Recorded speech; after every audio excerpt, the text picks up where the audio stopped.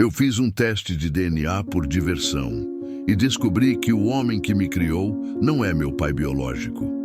Este vídeo é a história de como essa descoberta mudou tudo, abalando as fundações da minha identidade e redefinindo o significado de família para mim, para sempre. Meu nome é Alex, e até pouco tempo atrás eu acreditava conhecer completamente a história da minha família. Tudo começou de forma despretensiosa, com uma daquelas promoções de kits de teste de DNA que aparecem nas redes sociais. Eu e meus amigos achamos que seria divertido descobrir nossas origens, talvez encontrar um primo distante na Escócia ou confirmar uma velha lenda familiar sobre um ancestral italiano. A compra foi um impulso, um presente de aniversário para mim mesmo, um passatempo moderno e tecnológico. Mal sabia eu que naquele gesto simples e quase clínico de enviar uma amostra de saliva pelo correio, eu estava prestes a abrir uma porta para um passado que ninguém em minha família sabia ou queria que fosse revelado. As semanas que se seguiram ao envio do kit foram preenchidas por uma expectativa branda. O aplicativo da empresa informava sobre o recebimento da amostra, a extração do DNA e a análise em andamento. Cada notificação era um pequeno lembrete daquela brincadeira, mas minha vida continuava exatamente a mesma. Enquanto esperava, lia sobre como o processo funcionava. Eles analisam centenas de milhares de marcadores genéticos e os comparam com um vasto banco de dados para estimar suas origens. Era uma mistura de biologia e estatística que, para mim, parecia apenas uma curiosidade inofensiva. Eu ia ao trabalho, encontrava amigos e jantava com meus pais nos fins de semana, sem a menor sombra de dúvida sobre a minha realidade. Finalmente, após quase 2 meses, um e-mail com o assunto "Seus resultados de DNA estão prontos" apareceu na minha caixa de entrada. Senti um leve frio na barriga, a mesma empolgação que se tem ao abrir um presente. Cliquei no link. Preparei-me para ver gráficos e mapas. A página carregou, e minha primeira reação não foi de surpresa, mas de completa confusão. A primeira tela, a de ancestralidade, mostrava uma mistura de origens europeias, nada muito diferente do que eu esperava. Britânico, escandinavo, um pouco ibérico. Rolei a página, passando pelos traços genéticos como a probabilidade de eu ter sardas. Era divertido e exatamente o que eu tinha pago para ver. O problema começou na seção de conexões de DNA, a lista de parentes. É nesta seção que a mágica ou a tragédia acontece. O sistema identifica outros usuários no banco de dados que compartilham segmentos de DNA com você. No topo da minha lista, onde deveria estar o nome do meu pai, que também havia feito o teste anos antes, havia um vazio. Em vez disso, o nome de um completo estranho estava listado como pai. Minha mente imediatamente buscou uma explicação lógica. Devia ser um erro no sistema. Atualizei a página diversas vezes, mas o nome do estranho permanecia lá, inflexível, com uma previsão de parentesco de 50% de DNA compartilhado. Nas horas seguintes, mergulhei em um estado febril de pesquisa. Eu precisava entender a ciência para descartar a possibilidade de erro.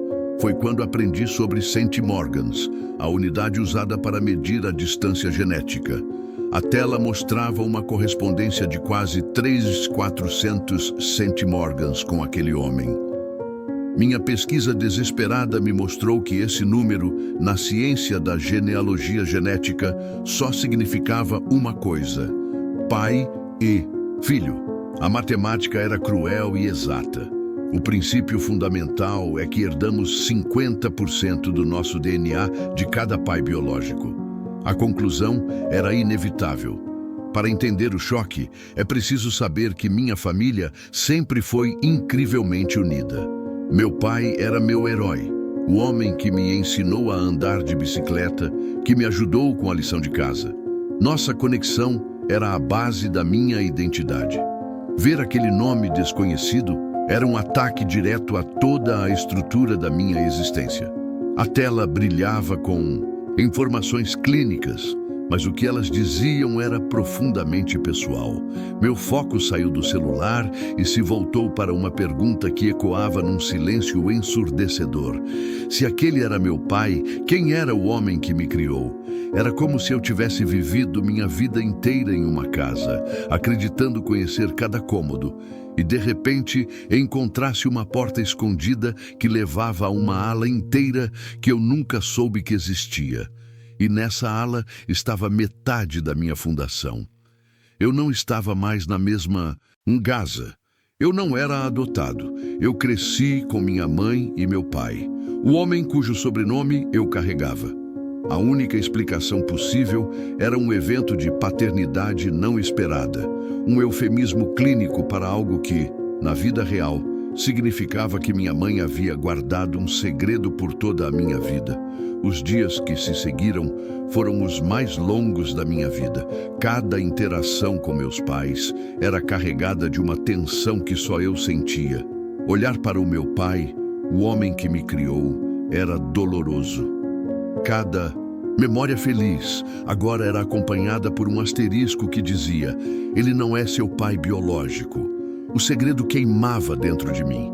Eu ensaiava a conversa na minha cabeça dezenas de vezes.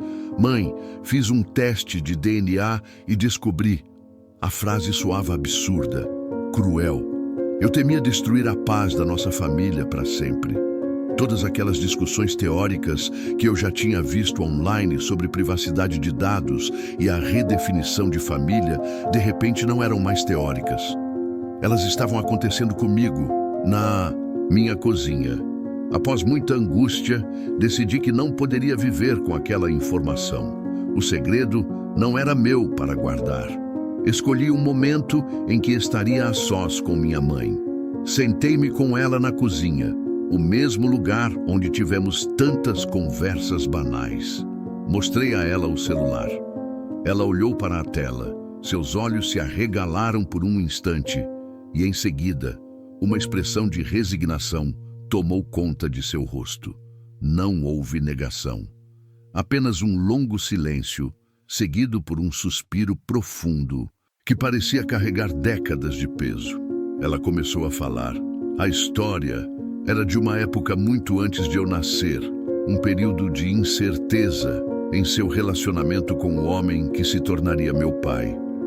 Houve uma breve separação, um reencontro com um antigo amor da faculdade e uma decisão difícil. Quando ela descobriu a gravidez, ela e meu pai já haviam se reconciliado e eles decidiram juntos criar o filho como se fosse deles.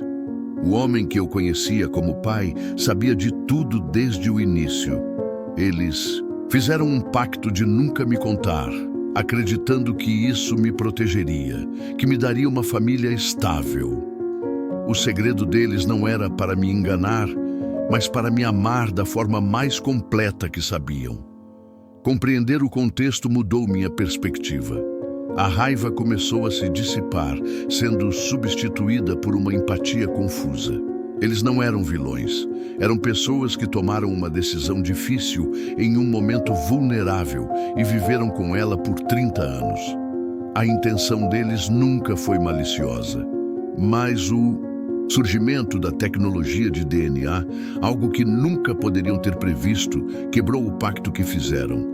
Choramos, falamos e pela primeira vez nos vimos como dois adultos navegando por uma verdade complicada. Ela me disse o nome do meu pai biológico, o mesmo nome da tela. Ele era um músico que ela não via há décadas e que nunca soube da minha existência. A conversa com o meu pai, o homem que me criou, foi a mais difícil e, ao mesmo tempo, a mais libertadora. Eu o procurei no dia seguinte. Minha mãe já havia contado a ele. Ele me olhou com os mesmos olhos gentis de sempre e disse: "Você é meu filho, isso nunca vai mudar." Naquele momento, o medo de perdê-lo se desfez. Ele me contou sua versão da história, admitindo que sempre temeu que a verdade viesse à tona, mas que seu amor por mim superava qualquer insegurança. Ele não era meu pai por acidente biológico, ele era meu pai por escolha, uma escolha que ele refez todos os dias da minha vida. Essa experiência me forçou a confrontar a verdadeira definição de paternidade. Ser pai é a presença, o sacrifício, o amor incondicional.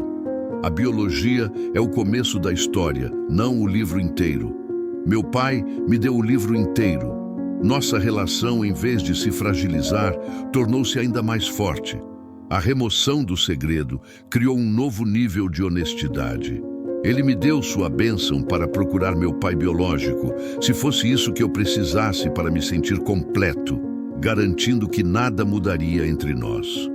Com essa base reafirmada, o foco se voltou para mim.